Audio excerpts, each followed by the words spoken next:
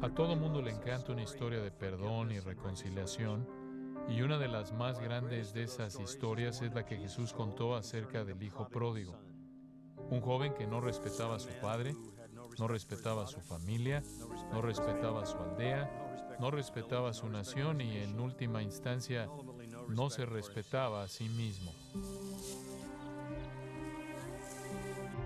Huyó con la herencia que realmente no merecía y la desperdició en prostitutas. Terminó en una pocilga con cerdos, tratando de comer lo que los cerdos comen simplemente para sobrevivir en medio de un hambre. Avergonzó a su padre, avergonzó a su familia, avergonzó a su aldea, avergonzó hasta su nación y cuando volvió en sí, no tenía a dónde acudir sino a su mismo padre y regresó.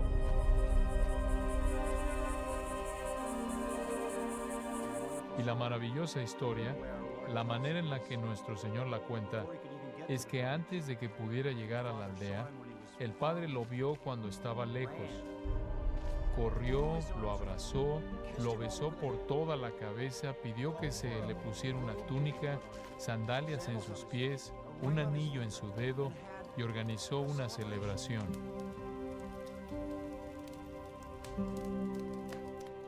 Pero esta es una historia de dos hijos, ¿no es cierto? Comienza de esta manera. Un padre tenía dos hijos. Normalmente cuando llegamos a la parte de la reconciliación y de la fiesta, el resto de la historia en cierta manera se desvanece. Pero el resto de la historia es probablemente la parte más importante.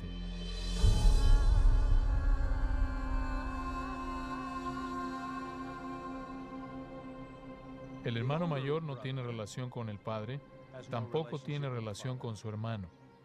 Está fuera en el campo haciendo sus cosas, la fiesta ya está en marcha cuando entra caminando.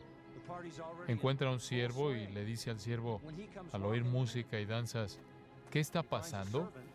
El siervo dice, bueno, mira, tu hermano ha venido a casa y hay una celebración muy grande porque tu padre se ha reconciliado con él.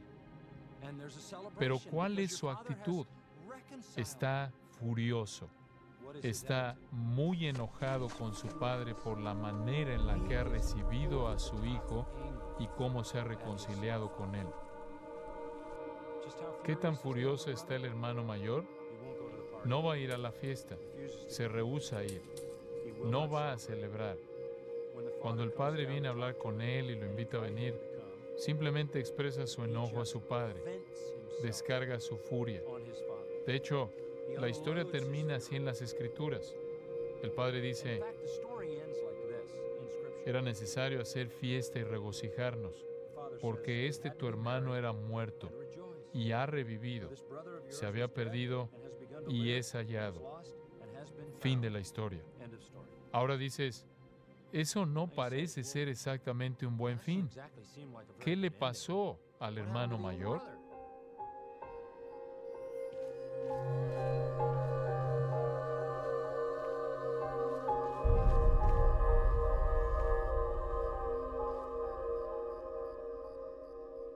En las historias antiguas eran transmitidas de memoria y entonces, al estructurar estas historias, normalmente había una serie de estrofas.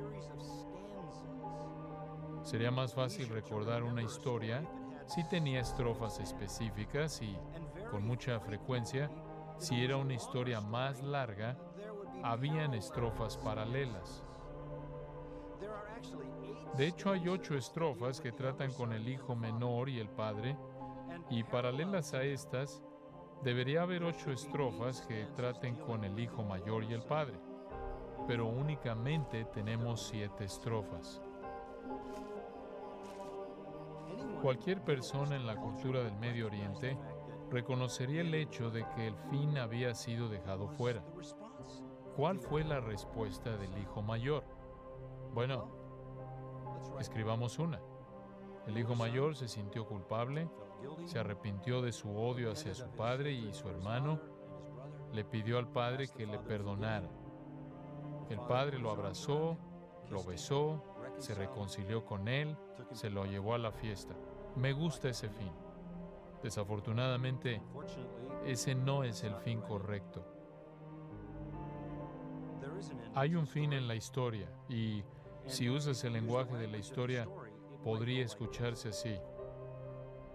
El hermano mayor estaba tan furioso con su padre que tomó un pedazo de madera y golpeó a su padre hasta matarlo.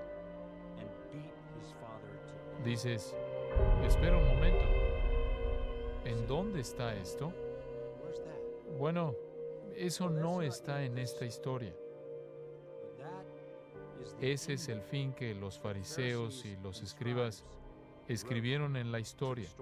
Y esto algunos meses después, cuando tomaron madera y la usaron para matar al Señor Jesucristo.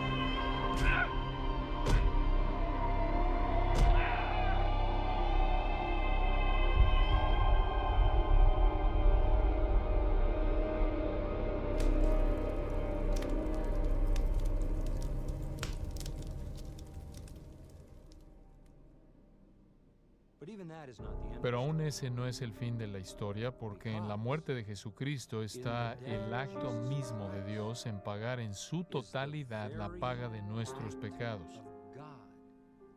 El profeta Isaías lo dijo de esta manera: Él herido fue por nuestras rebeliones, molido por nuestros pecados. El castigo que debería haber caído sobre nosotros cayó sobre Él, y por su llaga, por la llaga del Señor Jesucristo, por su herida, fuimos nosotros curados.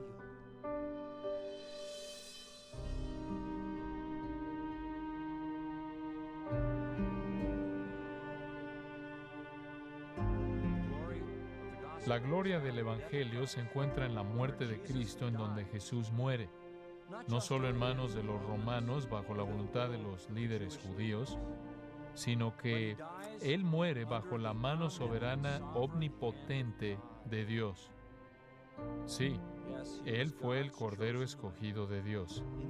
En el fin, Dios lo escogió a Él para pagar el castigo de nuestros pecados. Y ya sea que tú seas como el pródigo o como el hermano mayor hipócrita, que el Evangelio de gracia y perdón te es ofrecido. La provisión para tu pecado ha sido hecha. El precio pagado por completo por el Señor Jesucristo.